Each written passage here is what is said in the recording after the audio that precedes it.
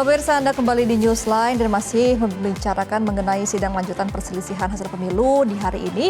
Kita akan membahasnya langsung dengan pakar hukum tata negara Universitas Udayana, Jimmy S. Usfunan. Selamat siang, Pak Jimmy. Selamat siang, Mbak Jessica. Selamat siang, Mbak Gema. Selamat siang, Pak Jimmy. Pak Jimmy, apakah ada kemungkinan nih perkara-perkara yang masuk dalam jadwal sidang pembacaan putusan dismissal ini tidak lanjut ke tahap selanjutnya yang menurut Anda bagaimana analisanya? Apalagi sudah melihat berjalannya hingga saat ini.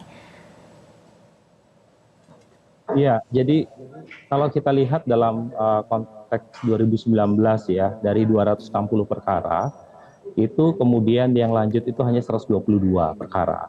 Jadi ada sekitar 58 perkara yang kemudian dismissal atau tidak lanjut, dan kemudian 88 perkara di 2019 di Mahkamah Konstitusi itu dia tidak diputuskan pada saat itu dismissal, tapi juga tidak dilanjutkan dalam konteks sidang pemeriksaan.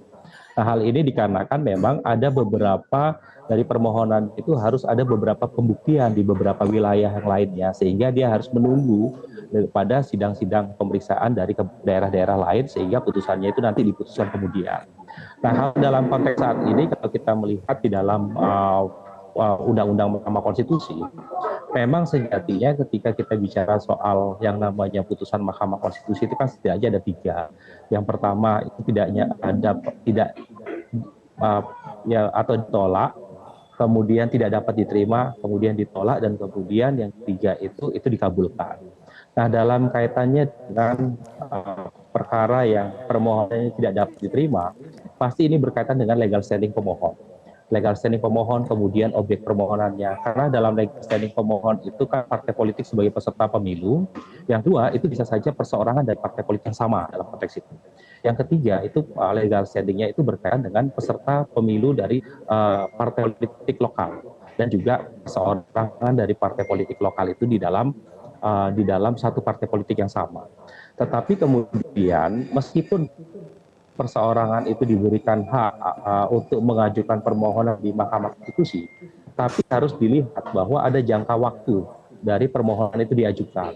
Jadi kalau kita lihat misalnya dalam konteks ini kan jangka waktunya 3 kali 24 jam setelah keputusan KPU. Nah, oleh sebab itu juga menjadi salah satu indikator dari legal standing itu ditentukan. Apakah perkara ini atau permohonan ini tidak dapat diterima atau kemudian diterima. Nah, selain dari legal standing, kemudian objek permohonan, dan kemudian jangka waktu, itu bicara soal pengajuan yang namanya dari perseorangan, pengajuan permohonan dari perseorangan, itu juga harus ditandatangani oleh ketua umum dan sekjen dari partai politik masing-masing. Kenapa demikian? Karena bicara soal peserta pemilu, secara konstitusional itu peserta pemilunya adalah partai politik. Sehingga meskipun anggota DPR itu, calon anggota DPR itu kemudian dia mau mengajukan karena dirinya dirugikan, tapi mau tidak mau partai politik melalui ketua umum dan sekretaris jenderal harus memberikan persetujuan berupa penandatanganan. Baru yang kemudian kelima ini soal kelengkapan administrasi berkaitan dengan pengajuan permohonan. Nah, itu kalau seandainya salah satu dari 5 itu tidak dapat diterima atau dalam proses saat ini proses pemeriksaan pendahuluan itu dismissal.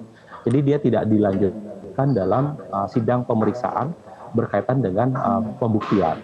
Nah, begitu juga. Baik, nah Pak Jimmy, dari jalannya persidangan PHPU untuk Pileg ini khususnya, menurut Anda apakah MK sudah menjalani tugasnya sebagai badan yang adil dan jujur juga memutus perkara-perkara ini, Pak Jimmy? Ya, kalau kita lihat dalam konteks ini, pertama karena yang namanya Mahkamah Konstitusi ini kan adalah benteng keadilan dalam konteks penegakan hukum ya di bidang pemilihan legislatif itu sendiri. Oleh sebab itu kalau kita lihat dalam konteks ini, di dalam berkaitan dengan sengketa dengan baik, memilah dengan jeli, berkaitan dengan permohonan yang memang betul-betul itu wajar untuk dilanjutkan ke dalam sidang pemeriksaan. Karena ada beberapa permohonan yang tadi saya juga sempat lihat, meskipun dalam kaitan itu perkara itu bersifat harus diperiksa secara kualitatif, karena misalnya dari penghitungan suara dan kemudian dari laporan laporan ke Bawaslu itu sudah ada, tapi ternyata Mahkamah Konstitusi juga memberikan ruang bahwa perkara-perkara yang harus dilihat dalam sidang pemeriksaan itu semestinya juga harus dilanjutkan teks formalisme semata ya, formalistik semata, bahwa melihat bahwa ini ketika ini tidak memenuhi dari beberapa hal dalam kaitannya dengan 5 indikator tadi, termasuk misalnya berkaitan dengan permohonannya, katakanlah permohonannya itu ternyata itu dalam proses pada waktu pemilu itu pemungutan suara ternyata dalam rekapitulasi itu kemudian disarankan kepada Bawaslu, sudah dilaporkan ke Bawaslu atau kemudian tidak dilaporkan.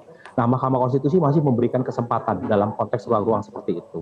Nah, ini menunjukkan bahwa Mahkamah Konstitusi ingin melihat nilai keadilan, tidak hanya kepastian, tapi nilai keadilan dalam satu perkara untuk melihat apakah betul kejadian-kejadian fakta-fakta itu yang kemudian katakanlah merugikan konstitusional dari warga negara, khususnya anggota DPR, itu benar-benar dilakukan secara sistematis dan sebagainya. Begitu, Mbak.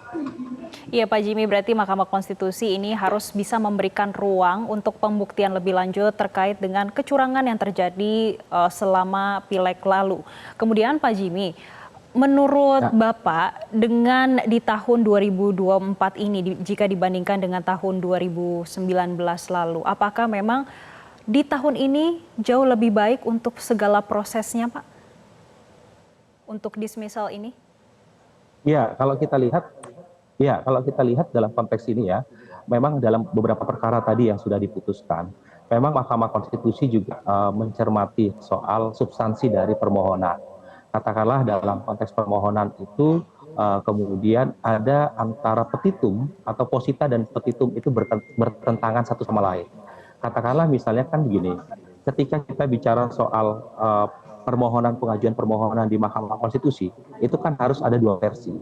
Kesalahan hasil penghitungan dari KPU itu kemudian dihadapkan dengan versi penghitungan suara dari pemohon. Dari kedua versi itu kemudian diadu. Kira-kira dari pemohon itu ada beberapa suara yang memang akhirnya hilang dikarenakan ketidakcermatan dan sebagainya. Nah, tapi ternyata dalam perkara tadi, kalau kita lihat di dalam perkara 52/01/2024, itu menunjukkan bahwa adanya ketidakcermatan dari permohonan itu sendiri. Ini menyangkut data. Karena ketika bicara soal pendataan, bicara soal yang namanya angka, mau tidak mau harus disebutkan secara jelas. Ternyata tadi di situ dituliskan bahwa ada yang 10.000, sekian-sekian, ada 11.000. Nah, ini akhirnya membingungkan Mahkamah Konstitusi. Ini soal angka sehingga harus ada kepastian. Kalau tidak, ini akan memberatkan soal pemeriksaan perkara kemudian. Nah, oleh sebab itu dalam proses dismissal barusan, akhirnya Mahkamah Konstitusi melakukan ini ya, menolak dalam perkara itu untuk dilanjutkan dalam pemeriksaan pembuktian di sini. Oke, baik. Terima kasih Pak Jimmy Z. Usfunan, selaku pakar hukum tata negara Universitas Udayana sudah memberikan insight-nya terkait dengan dismissal yang dilaksanakan oleh Mahkamah Konstitusi pada hari ini. Dan pemirsa, setelah jeda kami akan kembali dengan informasi untuk Anda setelah jeda headline pukul 15 waktu Indonesia Barat. Tetaplah bersama kami dalam program Newsline. Jelajahi cara baru mendapatkan informasi. Download Metro TV Extend sekarang.